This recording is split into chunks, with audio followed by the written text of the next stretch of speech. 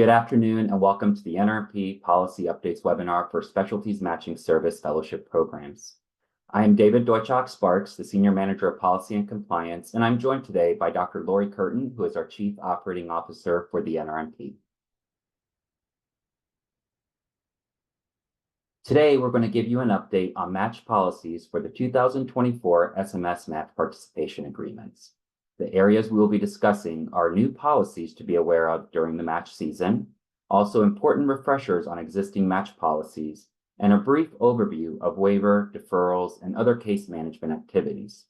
Then at the end of the presentation, we will take some time to answer some of your questions. Please keep the Q&A window open to view the questions and answers from other participants as well. Again, we will respond to as many questions as possible during today's session. So let's begin. So why does policy matter? Most importantly, the NRMP policies keep the matching process fair and equitable for all match participants. In short, what we ensure is participants can consider all options before making commitments. Participants are prohibited from engaging in coercive, unwarranted pressure, and also have an impartial venue that is created that exists for the matching participants as well. Participants are held accountable for ethical and professional responsible behavior. Now, NRMP policies are a critical part of the matching experience. The Match Participation Agreement governs the NRMP matching program by outlining participants' role and responsibilities and specifying the consequences for participants who violate the NRMP policies. In 2023, the NRMP created a distinct SMS Match Participation Agreement for institutions. In recent years, the Match Participation Agreement has been modernized to provide a better flow, more targeted content, and increased guidance for all match participants. And as a part of the registration process, participants are provided with the important notices page that identifies key policies for that Match Participation Agreement year. Participants will be prompted to read the entire Match Participation Agreement and attest that they will comply with the NRMP policies and adhere to the outcome of the match. When the match registration process is complete, the MPA becomes a binding contract, which we will touch upon that a little bit later. What we'd like to focus on here today are sections of the Match Participation Agreement that are important for programs to be aware of, either because they are new or because they reflect conditions that pose challenges for programs.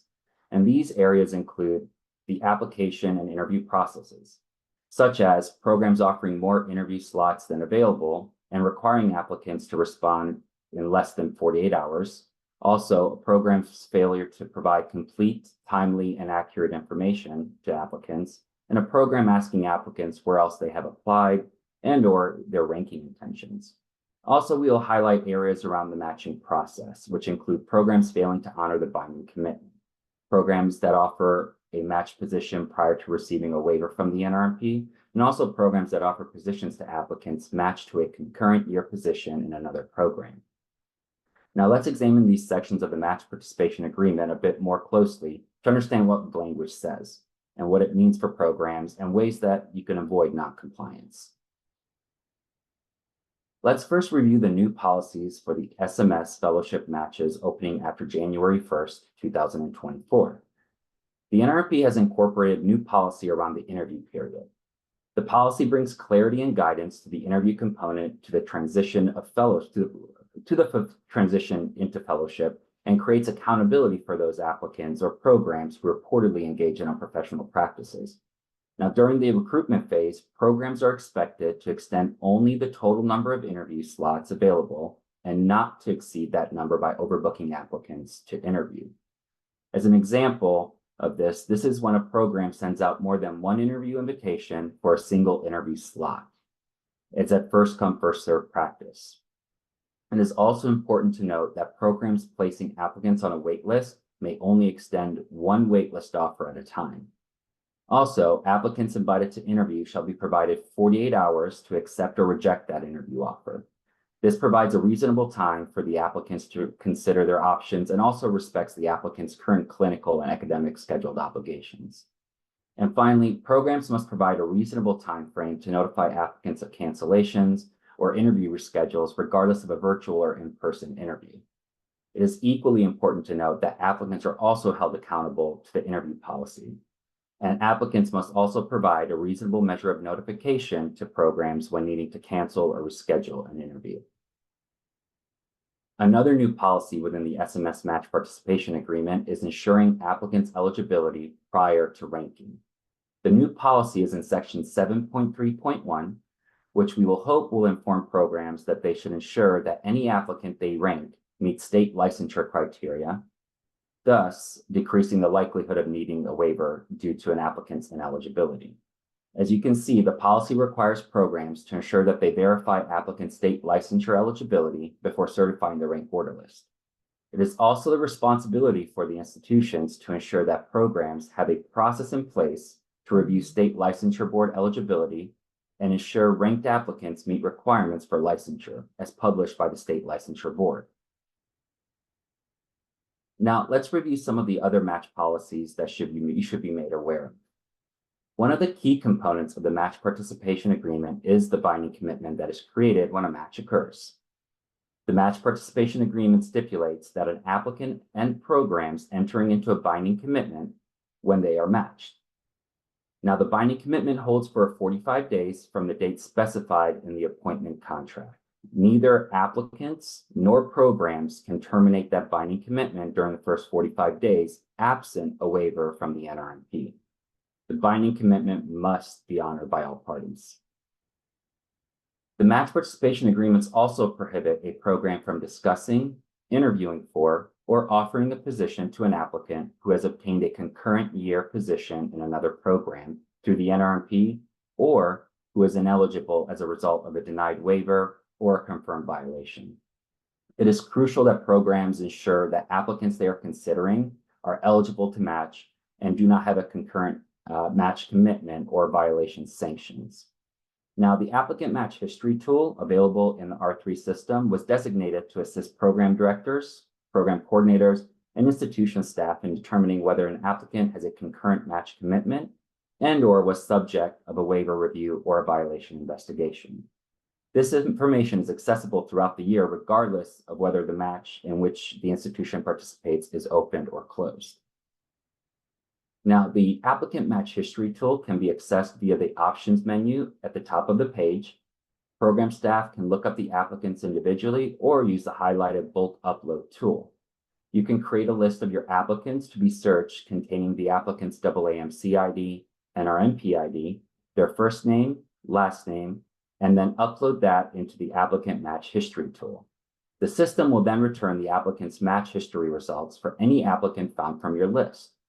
You may then click the applicant to view their match history as well as learn about the nature of any violations, investigations, or other pending waivers that are present for the applicant if they are found. Now, please keep in mind, applicants who have never participated in an NRMP match will not appear in the applicant match history results. Another policy that you should be made aware of as you navigate the SMS match is the all-in policy. Now, the NRMP permits SMS match sponsors to voluntarily implement the all-in policy for their fellowship matches. And please note that not all fellowship matches implement the all-in policy. If the SMS match sponsor voluntarily implements the all-in policy, programs in that subspecialty that participate in the match must register and attempt to fill all positions through the match. And a full list of specialties and match sponsors that voluntarily implement the all-in policy are also located on our website under the policies page. Now, there are a few important distinctions between the NRMP and the SMS match sponsors that voluntarily implement the all-in policy. Under the SMS Match Participation Agreement, all SMS match sponsors must commit to an active participation of at least 75% of the group's eligible programs, and also a minimum of 75% of all available positions in that specialty. Now, please note, the NRMP does not require participation of all programs, even in those specialties that voluntarily implement the all-in policy. If a fellowship program participating in the SMS are in a specialty whereby the match sponsor has voluntarily implemented the all-in policy, any request for an exception to that policy must be submitted in writing to the SMS match sponsor. If approved, the exception likely applies only to that current match. And the match sponsor and the program should also inform the NRMP of any approved exceptions so that the NRMP can update its records accordingly. Now, what about military appointees to civilian programs? There are applicants in the SMS who are active military service and through the Joint Service Graduate Medical Education Selection Board or military match. They may be placed in civilian positions in match participating programs through pre-existing arrangements between those programs and the military branch GME office. In these instances, the NRMP will process an all-in exception for those programs. Now, please note that there are also applicants in active military service who might be provided funding by the military branch, but are not placed in the military match process into a civilian program. Those applicants do not qualify for an exception of the all-in policy, and those positions must be filled through the match. Now, depending on the timeline for certain SMS matches, applicants may not receive funding until after the match has concluded. And in such circumstance, programs looking to take an approved military-funded applicant must request for an approval in writing to the SMS match sponsor. And again, additional information about the all-in policy may be found by visiting our website under the policies page and scrolling down to the all-in policy. Now, a policy that often can trip up some programs is the match policy requirement for programs to provide applicants with complete, timely, and accurate information. This information includes a copy of the contract applicants will be expected to sign if matched to the program, and all pertinent institutional policies so that the applicants can make a fully informed decision about their ranking preferences. Programs are required to provide this information to all applicants that are interviewed in advance of the rank order list certification deadline. It is recommended that programs have a method of documenting that they have provided all pertinent information to applicants. Note that this complete, timely, and accurate information policy does not only apply to programs. Applicants are also required to provide complete, timely, and accurate information to programs regarding their eligibility status to enter training or any information that could be pertinent to a program's decision to rank that applicant. Now, the requirement for complete, timely, and accurate information outlines what programs have to communicate and talk about with applicants. Now, let's touch base about what programs cannot talk about. And the restrictions on persuasion section of the MPA explicitly states that programs cannot request applicants to reveal ranking preferences, preference signals, or the names, specialties, geographic locations, or other identifying information about a program which they have or may apply to. Now, that same thing holds true with respect to interview invitations accepted, declined, or attended. And as mentioned earlier, the match strives to maintain a fair process for all parties. Limiting questions about other programs an applicant may be considering protects and respects an applicant's right to privacy and also minimizes undue and unwarranted pressure. In addition, programs are encouraged to submit a rank order list that are based on an applicant's credentials and also the goodness of fit for the program rather than the likelihood the applicant's going to rank the program. Now, you may ask, how might this work during an interview? So a program cannot ask about another program to which an applicant is applying. A program can, however, ask applicants why they are interested in the specific program or specialty, or interested in a particular town or region. Now, also, applicants may volunteer information about other programs if they choose to do so. However, programs cannot request or ask for that information. And again, we encourage questions that minimize undue pressure and rather focus on the fit with the program.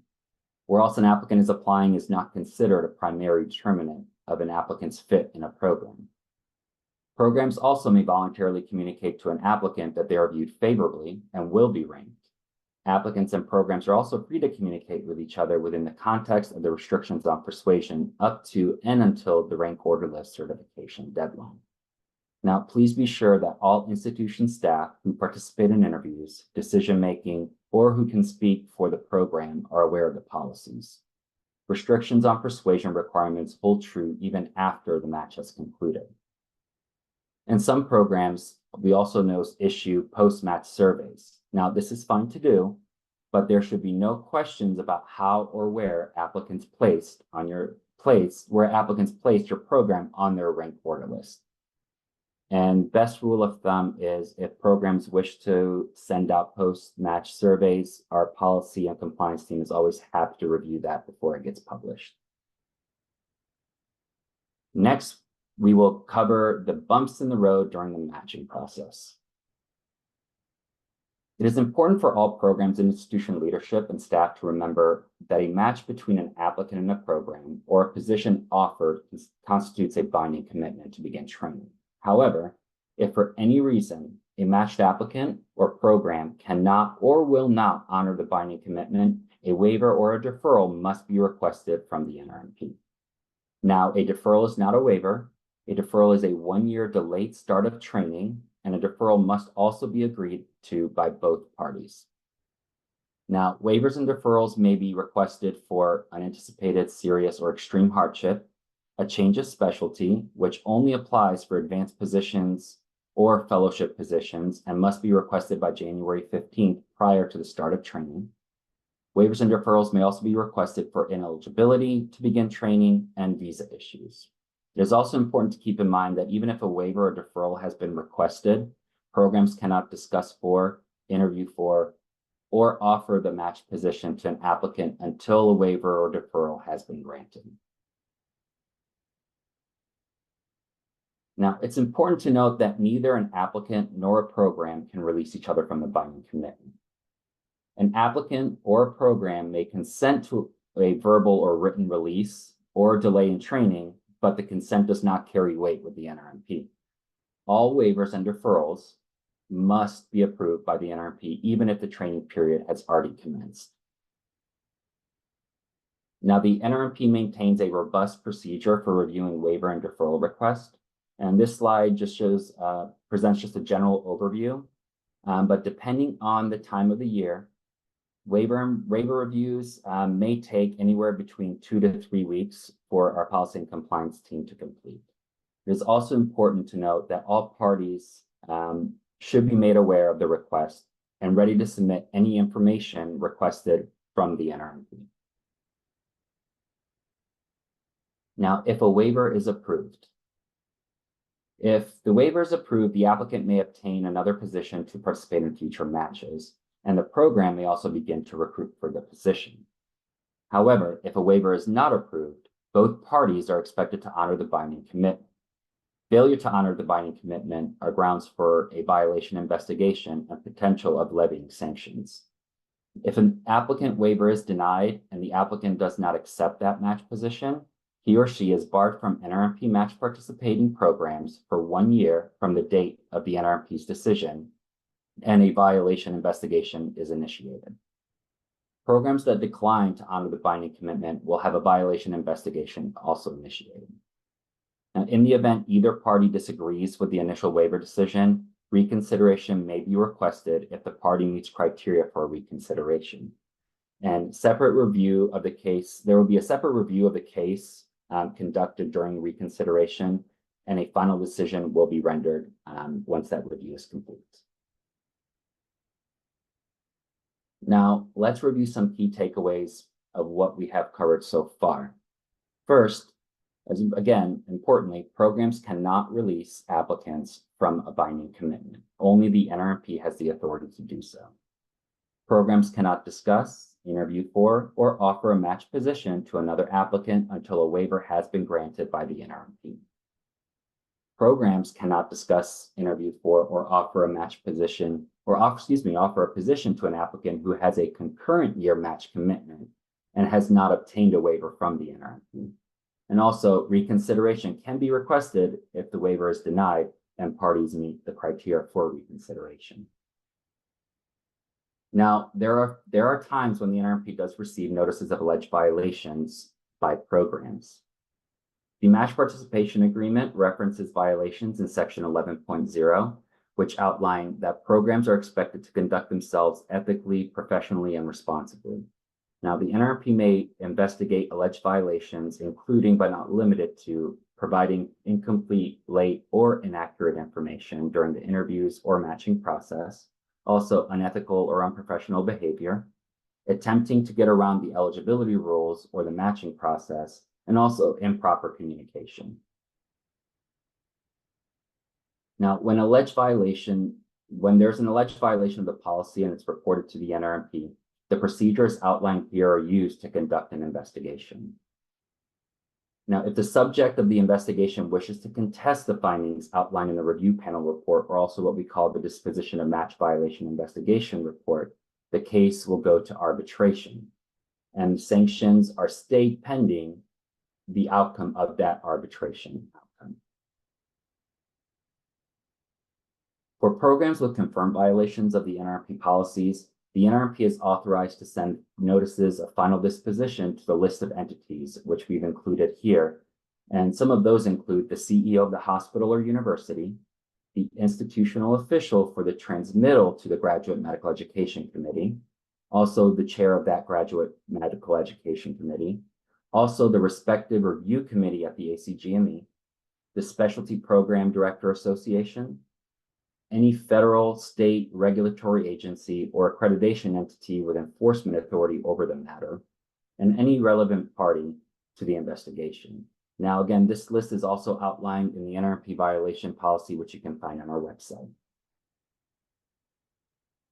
Now, there are also additional resources to help programs and institutions, most of which are found on the NRMP website, and these include the professionalism statement, codes of conduct, policy and compliance FAQs, and also very helpful policy-related videos that you'll be able to find on our website.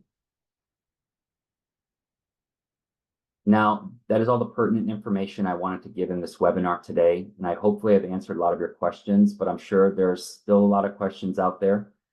Please keep in mind that at any time questions or concerns arise, please do not hesitate any member of our policy team.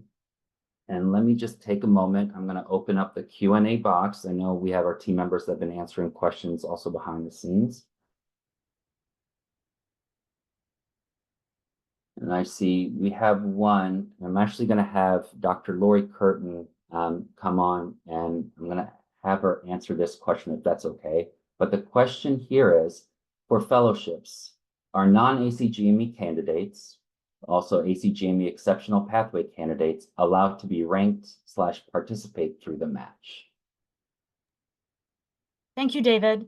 For the fellowship matches, yes, we do have a mix of applicants and programs that may not be ACGME accredited or may have not graduated from ACGME accredited residencies. That differs for the main residency match, where all programs are required to be ACGME accredited in order to participate and offer positions through the match.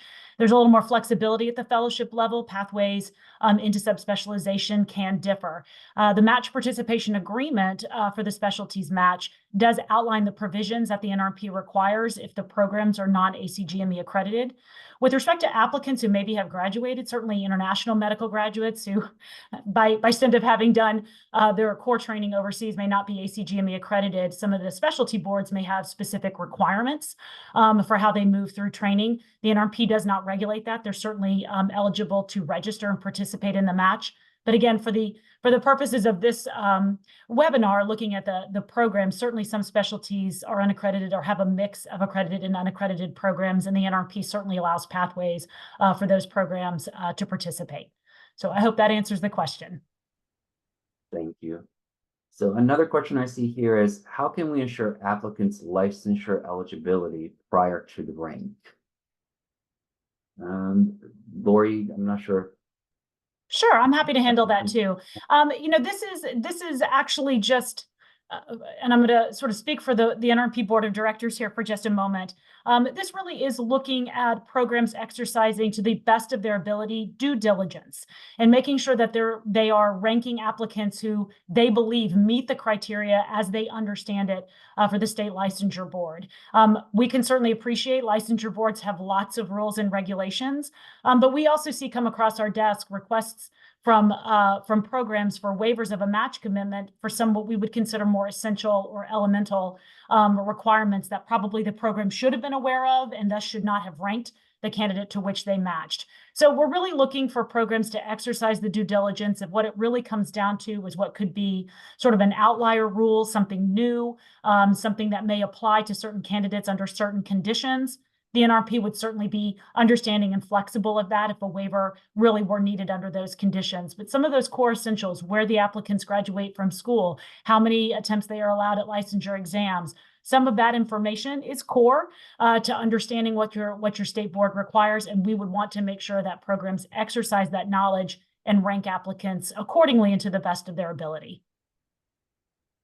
Thank you. Another question I see here is, can fellowship programs put 50% of their positions in the match and 50% of the positions out of the match? So it's going to really depend on the all-in policy, and the fellowship specialty implements the all-in policy. Now, if the match sponsor voluntarily implements the all-in policy for the fellowship, then all positions must be obtained through the match. However, that program, if they wish to take, 2 positions outside of that specific match, they would be required to request an exception from the match sponsor.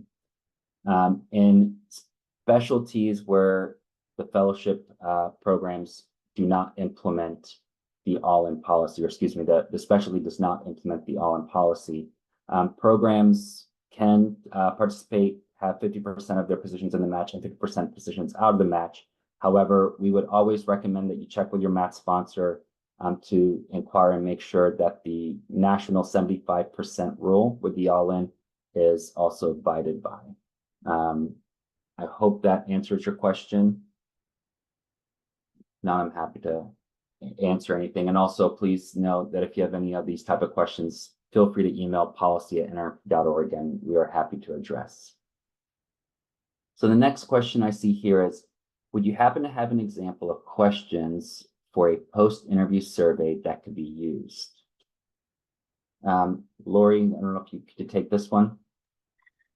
We don't have example questions. We would certainly be happy to work with a program on that. It would be a little difficult, I think, for NRMP to customize some questions, because at least the post-interview communication surveys or the post-interview surveys that we've seen, some of those can be highly specific or specialized to the recruitment strategies of a particular program or what it is they may be trying to solicit. So it's a bit of a nuanced survey, understandably, but we would be happy, any program that reaches out to us with some sample questions or a survey, we'd be happy to look at those and offer some suggestions or modifications for how those questions come together.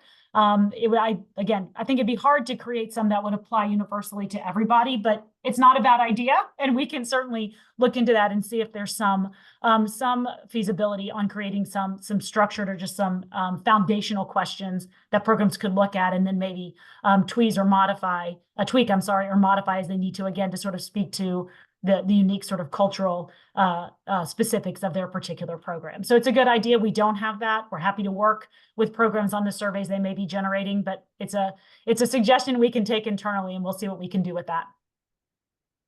Thank you for that. The other question I see is, I'm not sure if I misheard, but is the policy that we can only have one applicant on the wait list at a time, or can we tell multiple applicants that they will be on a wait list? So this is, I'll answer it this way. We don't specifically address wait lists within the confines of the policy itself in the language. However, programs, if you can have multiple applicants on a wait list, and programs should be able to clearly communicate with applicants if they are electing to put them on a wait list.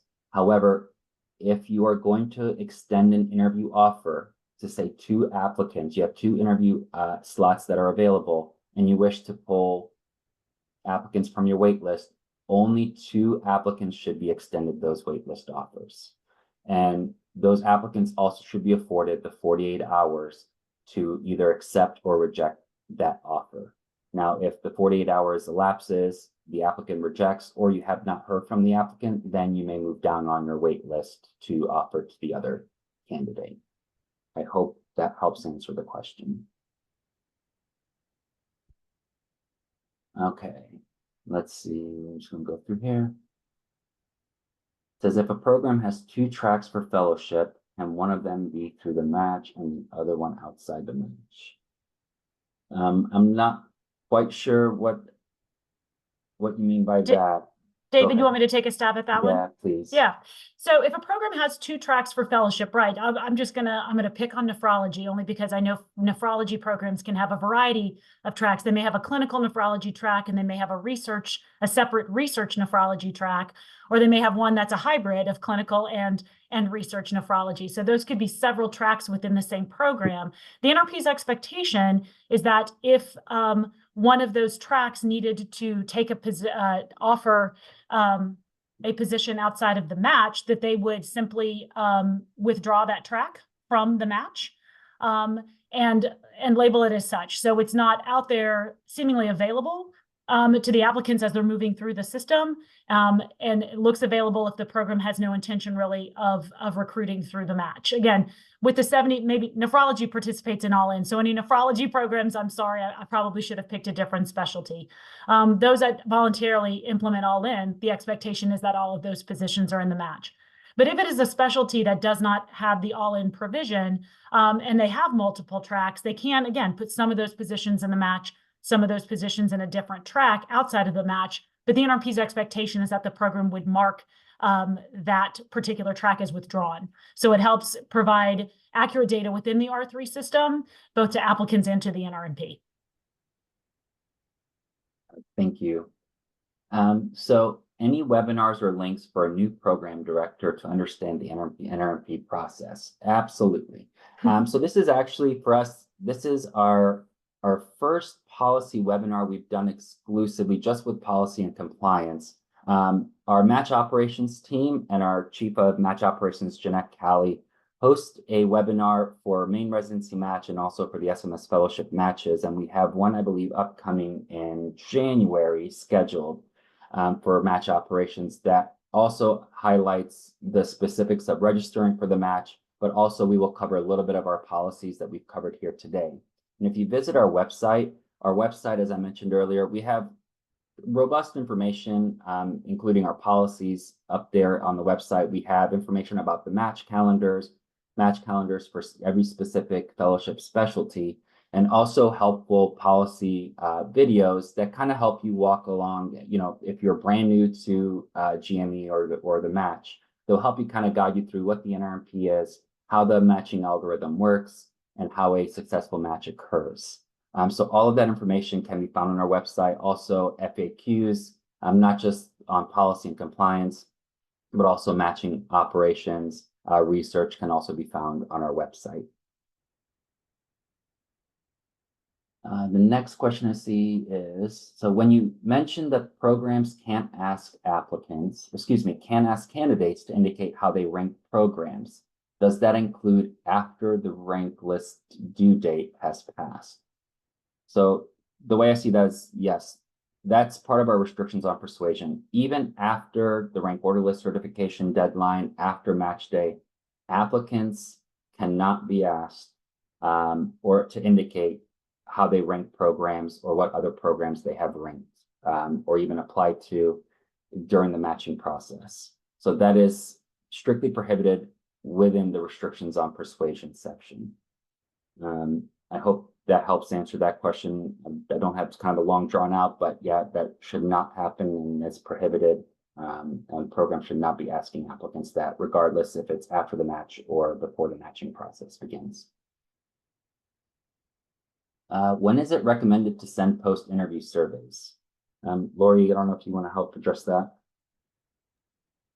Sure thing. The NRMP actually does not have a recommendation here. The NRMP is guarded with respect to its recommendations about post-interview surveys or post-interview communication. Some of this information is outlined in our match codes of conduct, which you can also find on our policies page on the NRMP public website. But understanding that some of that's going to happen and could be necessary for programs to better understand overall recruitment and to make improvements or enhancements for future years, it's really going to be whatever timing works best for the program. Most of what I've seen come across the desk here at Policy and Compliance is probably pretty close to after the ranking deadline. But there is some variability when which programs may want to send individual, like they're sending interview surveys to applicants within 24 to 48 hours after they've interviewed with the program. Again, the NRMP is fairly guarded with its suggestions or recommendations about whether post-interview communication should happen at all, but nothing in the policies, to be clear, nothing in the policies mandates that it has to be at a certain time. What we're mindful of are the types of questions that are included in those post-interview surveys, making sure that they are not asking applicants to disclose ranking intentions, preferences about the program that's doing the survey or about any other programs with which they may have interviewed over the course of the year. So no real recommendation there. Some of it's just driven by program need. Thank you, Laurie. Mm-hmm. Another question I see here is, our program who participates in the match wanted to interview/hire internal applicants outside the match. Would we need to reach out to the SMS, match sponsor to grant permission? So without knowing which program specific specialty this is, if the specialty implements the all-in policy, then yes, you would need to reach out to the match sponsor to request an exception for those internal candidates. Now, if the specialty does not voluntarily implement the all-in policy, then the program would be able to offer those positions outside of the match.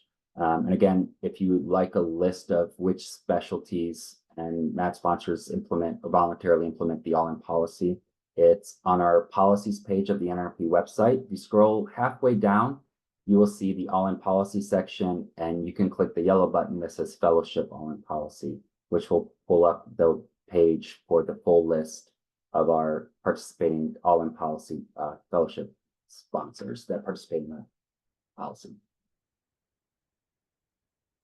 Let's see. It says we often offer current resident spots in our fellowship outside the match. It says when participating in the match, we just list how many spots are then available. I guess I'll go back to what I just answered is, again, depending on your specific specialty and if they implement the all-in policy. With these type of questions, we're happy to look that up. If you email policy, we're always happy to double check and make sure the program and the specialty is abiding by the policy. But if you're asking it to list how many spots are then available, I'm a little confused by that. So if you offer positions outside the match, then yes, you would, and the program does not implement the all-in policy, you would just need to make sure that the program is adjusting their quota appropriately prior to the quota change deadline, which we have outlined for each specialty. It says, David's slides mentioned that we must provide institutional policies. Is that all GME policies? Yes. So any GME policy that applicants, so even your current residents are abiding by. So usually within your GMEC, or Graduate Medical Education Committee, has your GME institutional policies. All of those policies should be made readily available, either if it's on your website, applicants that are interviewing should be directed to the website of where they can find those policies, or they should be either emailed the physical policies or provided to them during the interview. And that's, again, prior to an applicant making their ranking decision before the rank order certification deadline. They should be aware of any type of specific institutional GME policies, also employment policies.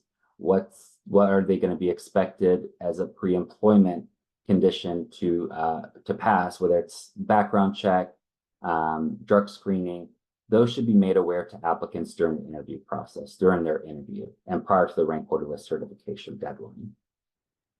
David, I'm just going to add on to that. Sort of the intent behind this requirement is to make sure that applicants have as much information as they can to make a reasonable determination about whether the program is going to align with what they are capable, the terms and conditions that they're capable of meeting. The same would hold true for the complete, timely, and accurate information disclosure that we have of applicants to programs. We want applicants telling programs everything about their candidacy that a program would reasonably want to know to be able to make a determination if that applicant is good alignment for the training experience that you offer. So the intent really there is to make sure, do I know what my moonlighting options are? Do I know what my benefits will be? Do I know what it means to have to do drug screens or background checks? All of those types of things an applicant has the right to know, to make sure that when they put your program on the rank order list, they're like, yes, if I match here, I know I can meet all of these criteria.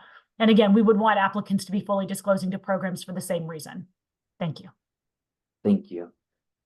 So the other question I see here is, we are trying to fill positions in a match fellowship program that starts July 1st, 2024.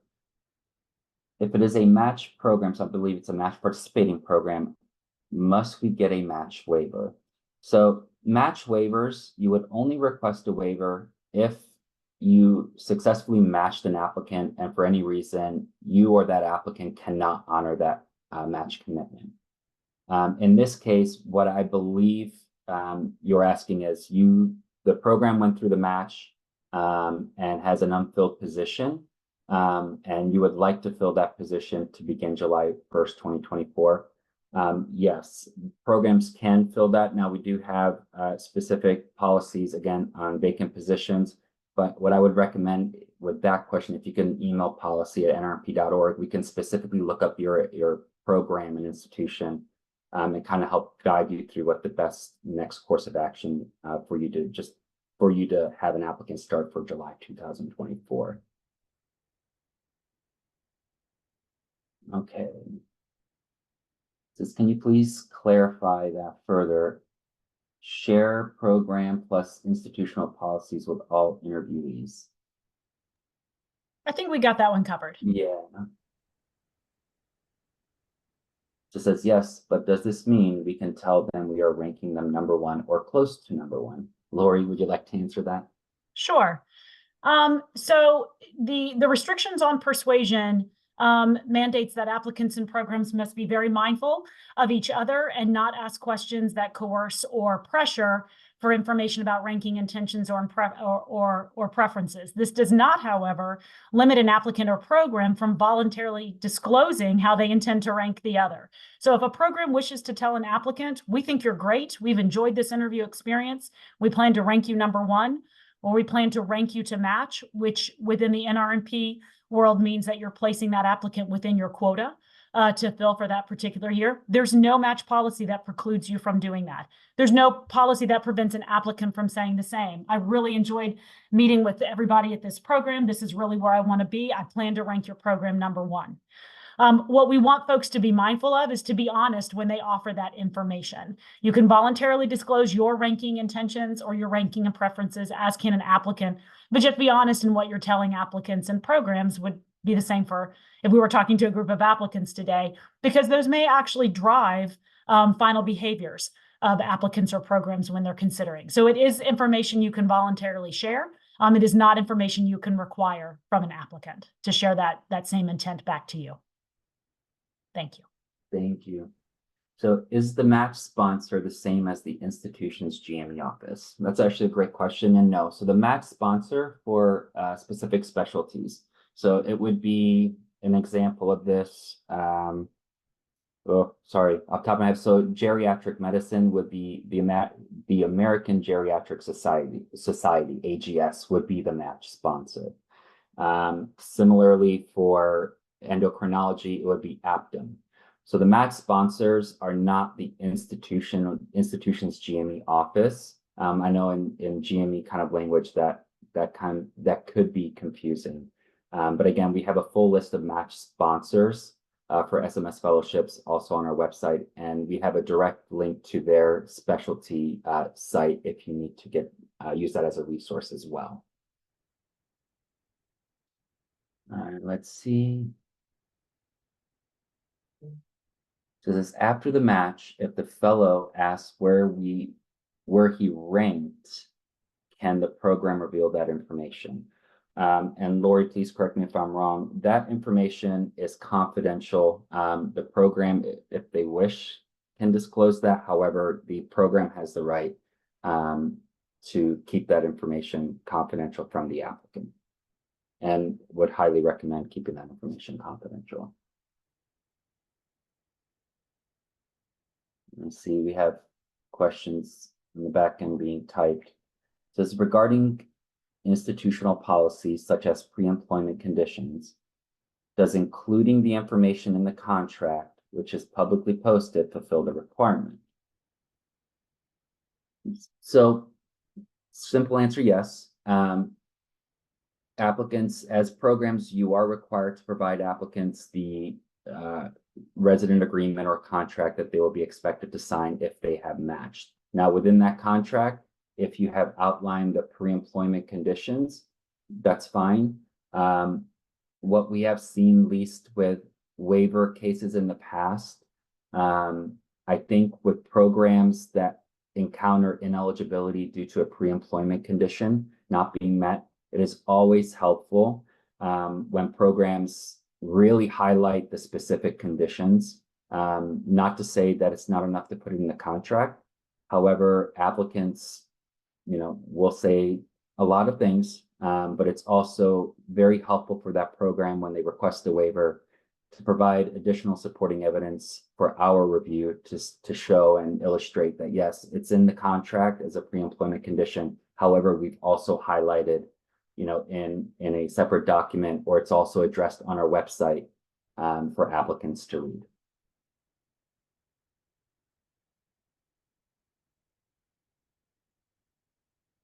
Okay, I know there are questions that are also being answered behind the scenes. I don't see any new questions that have come up.